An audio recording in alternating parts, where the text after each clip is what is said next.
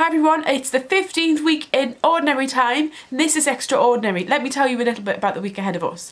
This week's theme is courage. Now, I'm sure we've all had times in our lives at some point when we maybe have needed a little bit more courage. Whether it was an exam, something we needed to say or do to someone, or a situation.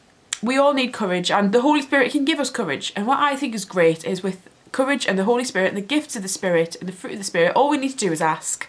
And God's Spirit will manifest in our lives in some way or form, whether it's through the encouraging words of another person, whether it's through just a kind of supernatural courage that comes over us, or in another way, but God will show up. So if you're feeling like you need a little bit of courage at the moment for anything, small or large, that is another brilliant thing about God's love and the Holy Spirit, is that there's no situation too small or too large for it to get involved with.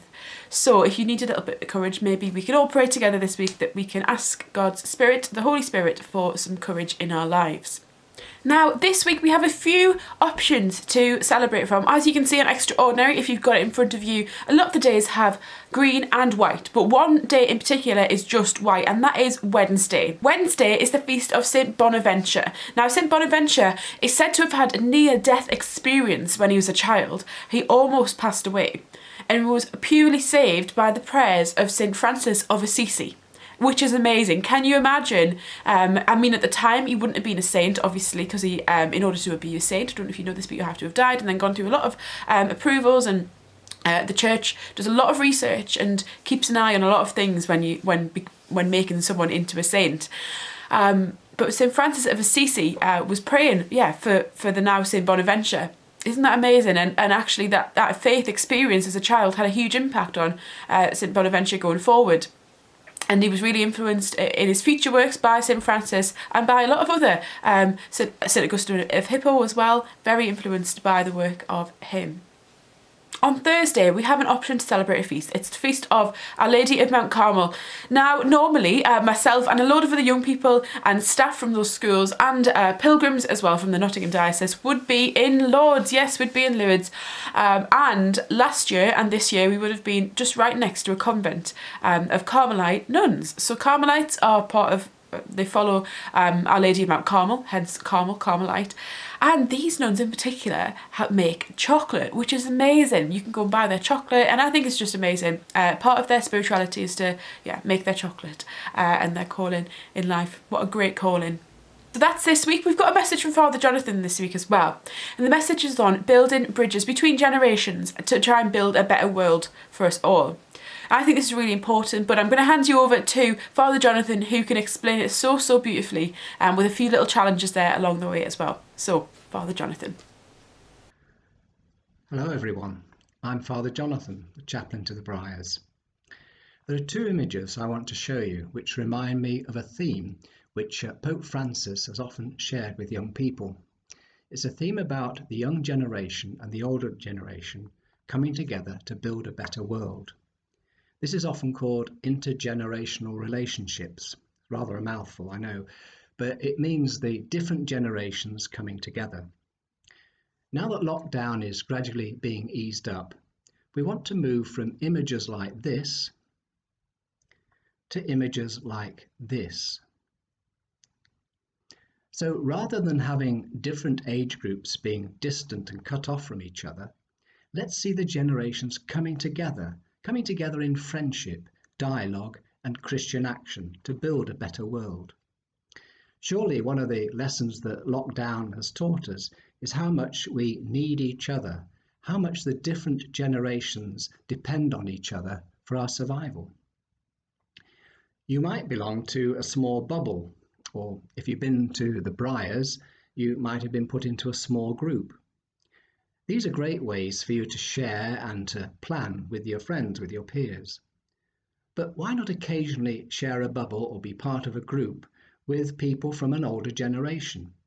Not just visiting or helping out, which are good things to keep doing, but actually sitting down together, listening to each other and learning from each other about a particular topic, and then deciding what action you can do together.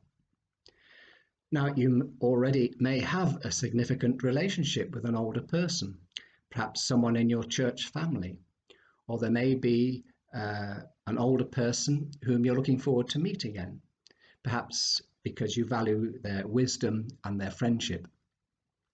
It may be one of your teachers, perhaps one of the catechists who prepared you for first sacraments or for confirmation, maybe a sponsor or a youth leader or someone from the altar servers or the music group, for example. Pope Francis has called for an alliance between young people and the older generation.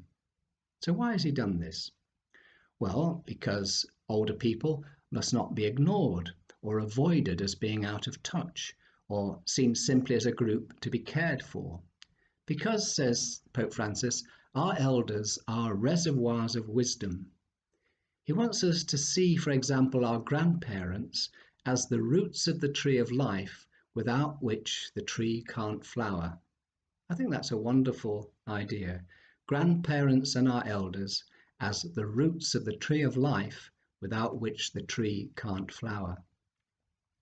Our elders have many years of life experience for us to learn from, and also they carry the history of the past from which we can learn so that we don't make the same mistakes as previous generations, like, for example, starting a war. So we need to give the older generation space to tell their stories and to share their experience so that we don't lose the treasure of their wisdom. And on the other hand, of course, the older generation have so much to learn from young people. Your enthusiasm, your different questions about life, and the gifts that young people already have to contribute to a better world. And as the older generation learn how to have more faith in young people, both young and old, as part of the church of today, can work together to build a better future for the next generation. The Pope suggests that when the generations meet together, they can learn the human virtues of empathy, closeness, non-violence, and tenderness. He says that these human virtues are capable of putting an end to the most violent of events. So let's work at these four things: empathy, closeness, non-violence, and tenderness. Let's ask the Holy Spirit to help us grow in these virtues. And then Pope Francis suggests 3 areas where young and old can work together to make a difference for the better. These 3 are, first, to counter the culture of waste, secondly, to counter the indifference towards migrants and refugees, and thirdly, to counter hatred and intolerance. So CAFOD have a great campaign to help us counter the culture of waste. It's the Live Simply campaign, to live simply, in solidarity with the poor, and to live sustainably, caring for the health of our planet. And our Justice and Peace Commission, they have plenty of ideas about how we can care for migrants and refugees, and how we can overcome hatred and intolerance, which we've seen a bit of in our streets in recent months. So there's plenty to discuss between the generations. Let's start forming these new alliances between the generations. You just need a few of your friends to invite some of the elders in your local community, perhaps from your local church family, to come together every so often. What a difference we can make to our world and to our church family by coming together in an alliance of friendship, sharing our ideas, and working together to see our dreams come true. Now, don't be put off. Do not be afraid, says Jesus so many times in the Bible, because Jesus is with us. Jesus says, I am with you always, yes, until the end of time. God bless you.